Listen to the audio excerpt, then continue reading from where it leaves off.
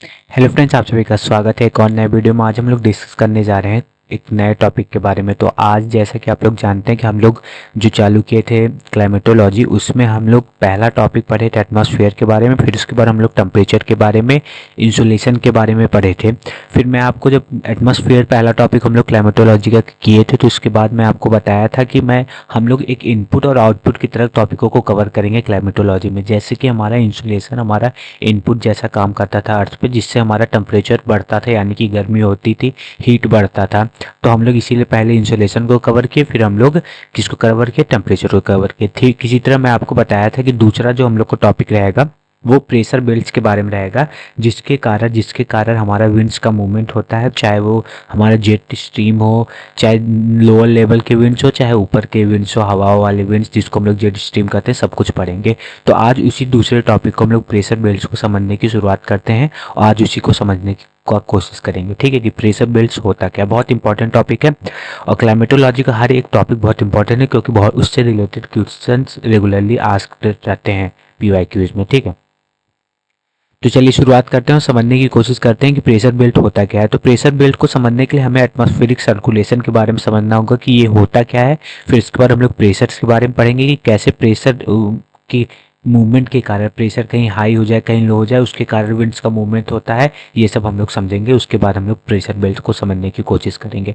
ठीक है, तो एटमॉस्फेरिक सर्कुलेशन क्या होता है मैं आपको वैसे बता देता हूँ, आप लोग समझ लिए। तो एटमॉस्फेरिक सर्कुलेशन होता है कि बहुत बड़े पैमाने पे हवा का मूवमेंट एक प्लेस से दूसरे प्लेस तक होना, यानी कि बहुत ढेर सारे अमाउंट में एयर का, हवा का मूवमेंट एक प्लेस से दूसरे प्लेस होता है। उसी को हम लोग एटमॉस्फेरिक सर्कुलेशन कहते हैं। ये होता क्यों है?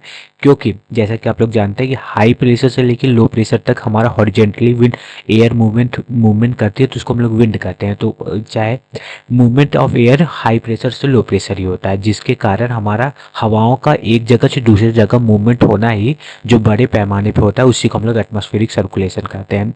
और इसमें क्या डिफिनेशन लिखी, ये तो हुआ एटमॉस्फेरिक सर्कुलेशन के बारे में। अब ये एटमॉस्फेरिक सर्कुलेशन कैसे कैसे होता है वो मैं नीचे आपको पढ़ के सुना दे रहा हूँ।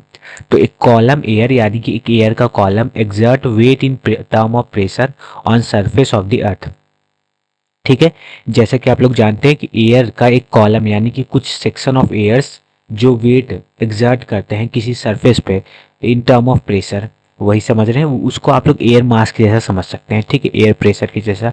और यहाँ ये भी समझ सकते हैं कि the weight of column of air at a given place at a and time is called air pressure या एटमॉस्फेरिक प्रेशर। तो एटमॉस्फेरिक प्रेशर के बारे में कोई बात करें तो कोई अमाउंट ऑफ एयर, मतलब कुछ क्वांटिटी ऑफ एयर कहीं किसी प्लेस पे किसी कुछ स्पेसिफिक समय पे वेट जो उसका रहता है, उस अमाउंट ऑफ एयर का, उसी को हम लोग एयर प्रेशर कहते हैं या एटमॉस्फेरिक प्रेशर कहते हैं। और वही एयर प्रेशर, वही एयर का मूवमेंट, कुछ अमाउंट ऑफ मूवमेंट एक प्लेस से दूसरे प्लेस पे जाते हैं, मूवमेंट करते हैं अर्थ पे, तो उसी को हम लोग एटमॉस्फेरिक सर्कुलेशन कहते हैं। ठीक है, एटमॉस्फेरिक सर्कुलेशन आशा करता हूँ एटमॉस्फेरिक सर्कुलेशन आपको समझ में आया होगा। तो एटमॉस्फेरिक सर्कुलेशन का कारण क्या है? प्रेशर का चेंज होना। तो प्रेशर कैसे चेंज होता है उसको हम लोग समझ लेते हैं। तो when air is heated it expends and hence it density decreases. जैसे कि आप लोग जानते हैं कि अगर एयर जो है वो हीट होता है और गर्म होने के बाद उसकी डेंसिटी डिक्रीज होती है, जिससे कारण वो ऊपर की तरफ उठता है। This naturally led to the low pressure. जब एयर ऊपर की तरफ का, एयर का किसी प्लेस से ऊपर की तरफ एयर का मूवमेंट होता है, तो उस प्लेस पे हमारा लो प्रेशर जनरेट हो जाता है। वही हमें वो यहाँ बता रहा है। ठीक है, ऑन द कॉन्ट्रेरी, इसके अपोजिट में कूलिंग रिजल्ट इन कॉन्ट्रैक्शन, यानी कि कूलिंग होता है। अगर कहीं ठंडी हवा होती है तो वो नीचे की तरफ सबसाइड करती है, सबसाइड करने के कारण उसका कॉन्ट्रैक्शन होता है, यानी कि वो फैलती नहीं, फैल के ऊपर नहीं उठती, नीचे आके एक जगह एक्युमुलेट होती है। ठीक है, this increase the density and does lead to the high pressure. जहाँ जिस समय हमारा हवा का प्रेशर नीचे की तरफ मूव करता है, मतलब हवा जब नीचे की तरफ एक जगह एक्युमुलेट होता है, तो वहाँ हमारा क्या हाई प्रेशर जनरेट होता है। जहाँ से गर्म होकर हवा ऊपर की तरफ मूव करता है वहाँ हमारा लो प्रेशर होता है। और इसी हाई प्रेशर लो प्रेशर के कारण एयर्स का मूवमेंट होता है। एयर का मूवमेंट को ही हम लोग क्या बोलते हैं? सर्कुलेशन कहते हैं, एटमॉस्फेरिक सर्कुलेशन। अब हम लोग प्रेशर बेल्ट के बारे में डिस्कस करने की कोशिश करते हैं। तो प्रेशर बेल्ट को समझने के लिए, प्रेशर बेल्ट हम लोग समझना क्यों चाहते हैं, तो इसी प्रेशर बेल्ट के ही अलॉन्ग हमारा हवा का मूवमेंट होगा एक प्लेस से दूसरे प्लेस तक। तो एक प्लेस से दूसरे प्लेस तक हवा का मूवमेंट हमें अर्थ पे अगर समझना होगा तो इन प्रेशर बेल्ट्स के बारे में जानना बहुत जरूरी है और इनके नाम को भी हमें याद रखना बहुत जरूरी है। तो पहले कुछ रीजन्स हम लोग अर्थ पे जान लेते हैं कि कौन कौन से रीजन्स पाए जाते हैं, उसके अलॉन्ग हमारे प्रेशर बेल्ट्स भी पाए जाते हैं जो मैं आपको इस वीडियो में बताऊंगा। तो 0 से लेके 5 डिग्री नॉर्थ और 5 डिग्री साउथ पे हमारा इक्वेटोरियल रीजन पाया जाता है। अर्थ पे हमारा इक्वेटोरियल रीजन पाया जाता है 0 से लेके 5 डिग्री नॉर्थ 5 डिग्री साउथ पे, और 30 से लेके 35 डिग्री नॉर्थ साउथ पे हमारा सब ट्रॉपिकल रीजन उसको कहते हैं। ठीक इसी तरह 60 से लेके 65 डिग्री नॉर्थ और साउथ उसको हम लोग सब पोलर रीजन कहते हैं, और 85 से लेके यानी कि 85 से लेके 90 डिग्री जो नॉर्थ और साउथ है उसको हम लोग क्या कहते हैं, पोलर रीजन कहते हैं। अब इसी के अलॉन्ग हमारे प्रेशर बेल्ट्स पाए जाएंगे जो मैं आपको बता रहा हूँ। ठीक है, तो ये फिगर बहुत इंपॉर्टेंट है, आप लोग स्क्रीनशॉट लेके भी रख सकते हैं, इसका मैं आपको अपलोड भी कर दूंगा। तो यही आपको सारा समझ में आएगा कि कैसे कैसे प्रेशर बेल्ट जनरेट होता है और प्रेशर बेल्ट का कहाँ कहाँ कौन कौन सी जगह क्या क्या नाम है। ठीक है, तो चलिए समझते हैं। ठीक, तो ये देखिए पहले हम लोग कहाँ से चालू करेंगे, मैं आपको बताया इक्वेटोरियल रीजन से चालू करेंगे। तो इक्वेटोरियल रीजन हमारा 5 डिग्री नॉर्थ से लेके 5 डिग्री साउथ है, जिसमें हमारा 0 डिग्री भी आता है।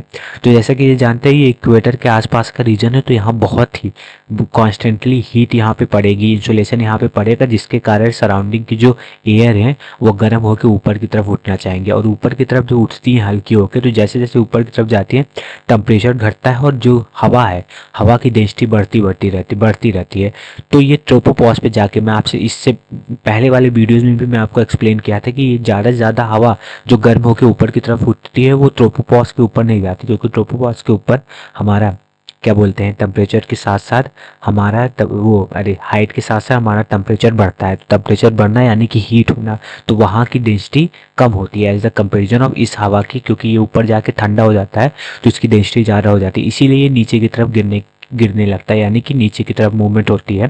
तो यहाँ से उठा हुआ हवा, और यहाँ जब हवा यहाँ से ऊपर उठेगी तो यहाँ लो प्रेशर बनाएगी, और ठीक यही यहाँ पे जब हवा जाएगी डेंसिटी इंक्रीज होती है, यानी कि हवा एक जगह एकोमुलेट होती है। तो यहाँ से उठी हुई हवा यहाँ पे एकोमुलेट होगी, तब उसके बाद ही नीचे गिरेगी, इसीलिए यहाँ पे लो प्रेशर जनरेट होता है और यहाँ पे हाई प्रेशर जनरेट होता है। ठीक है, तो यहाँ से जब नीचे की तरफ मूवमेंट करेगी तो वो गिरेगी कहाँ, तो वो हवा हमारी 30 डिग्री नॉर्थ और कुछ सेक्शन ऑफ दी हवा उस 35 डिग्री नॉर्थ पे गिरेगी। तो ये जैसा कि आप लोग जानते हैं जहाँ एयर सबसाइड करती है वहाँ हमारा हाई प्रेशर जनरेट होता है, और जहाँ पे एयर जहाँ से उठती है वहाँ हमारा लो प्रेशर जनरेट होता है। ठीक, तो इक्वेटोरियल रीजन पे या इक्वेटर के अलॉन्ग जो रीजन है, मैं आपको जो रीजन बताया हूँ 5 डिग्री साउथ से 5 डिग्री नॉर्थ के बीच में, वहाँ पे हमारा लो प्रेशर जनरेट होने के कारण कुछ हवा इस साइड से उठ के सबसाइड करेंगी इस साइड, वही सेम प्रोसेस होगा, और कुछ हवा उठेगी इस साइड से।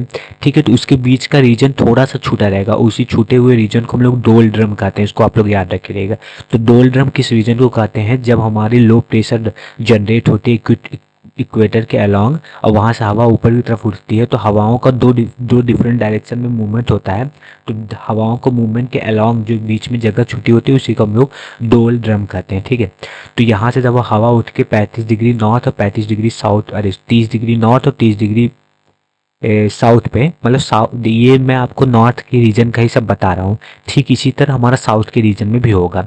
तो 30 डिग्री नॉर्थ पे जब हमारी हवा गिरती है, कुछ हवा गिरती है 30 डिग्री नॉर्थ पे, कुछ उसके अलॉन्ग थोड़ा सा दूर बीच में गैप होता है, उसको हम लोग हॉर्स लैटिट्यूड कहते हैं, और कुछ जो हवा है वो 35 डिग्री नॉर्थ पे गिरती है। ठीक है, तो बीच का जो प्लेस छूटा रहता है उसको हम लोग हॉर्स लैटिट्यूड कहते हैं। तो जब यहाँ पे हवा यहाँ पे ऊपर से आ रही है, तो जहाँ पे एकोमुलेट हवा होती है, जहाँ पे सबसाइड होती है हवा, वहाँ हाई प्रेशर जनरेट होता है, इसीलिए यहाँ पे हाई प्रेशर जनरेट हो जाएगा और इसको हम लोग हॉर्स लैटिट्यूड कहते हैं। ठीक है, क्यों हाई प्रेशर जनरेट हो रहा है, क्योंकि एयर का सब्सिडेंस हो रहा है। और क्यों हो रहा है, क्योंकि डायनेमिकली हवा एक जगह से, मतलब यहाँ इक्वेटोरियल रीजन से दूसरे रीजन में आके गिर रही है, तो ये डायनेमिकली इंड्यूस्ड बेल्ट है, इसको क्या बोलेंगे, सब ट्रॉपिकल।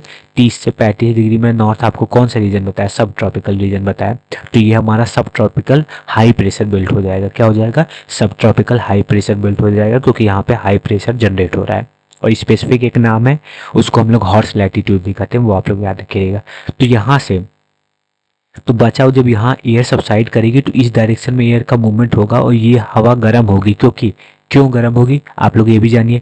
ये हवा इसलिए गर्म होगी क्योंकि ये 35 डिग्री से आ रही है कुछ इक्वेटर के पास से, तो ये हवा इधर से जो मूवमेंट होगा ये गर्म हवा होगा। और जैसा कि मैं आपको बताया था कि पोलर रीजन पे एटमॉस्फेयर बहुत ठंडा होता है, जिसके कारण वहाँ पे ऊपर की हवा नीचे डेंसिटी इंक्रीज होने के कारण नीचे सबसाइड करती है। तो जो 90 डिग्री नॉर्थ का रीजन है वहाँ पे हाई प्रेशर जनरेट होगा और ऊपर हमारा लो प्रेशर जनरेट होगा, ठीक है। तो यहाँ से ठंडे एरिया से जो हवा आती है वो कोल्ड एयर है, गर्म एरिया जो हवा आती है वो वार्म एयर है। मैं आपको ये भी बताया हूँ कि वार्म एयर के नीचे कोल्ड एयर रुकती है। तो यहाँ से वार्म एयर ऊपर की तरफ उठेगी, ऊपर की तरफ उठने के बाद एक एयर यहाँ की तरफ मूवमेंट होगी ट्रोपोपॉज से टकराने के बाद, और कुछ हवा यहाँ मूवमेंट करेगी। तो ये जो सर्कल बनेगा इसको हम लोग, ये जो पूरा ये सर्कल बनता है इसको हम लोग पोलर सेल कहते हैं, आप लोग याद रखिएगा। और इसको हम लोग कहते हैं फेरल सेल कहते हैं। अब जैसा कि आप लोग जानते हैं जब गर्म हवा यहाँ से उठेगी तो यहाँ पे हमारा लो प्रेशर जनरेट होगा।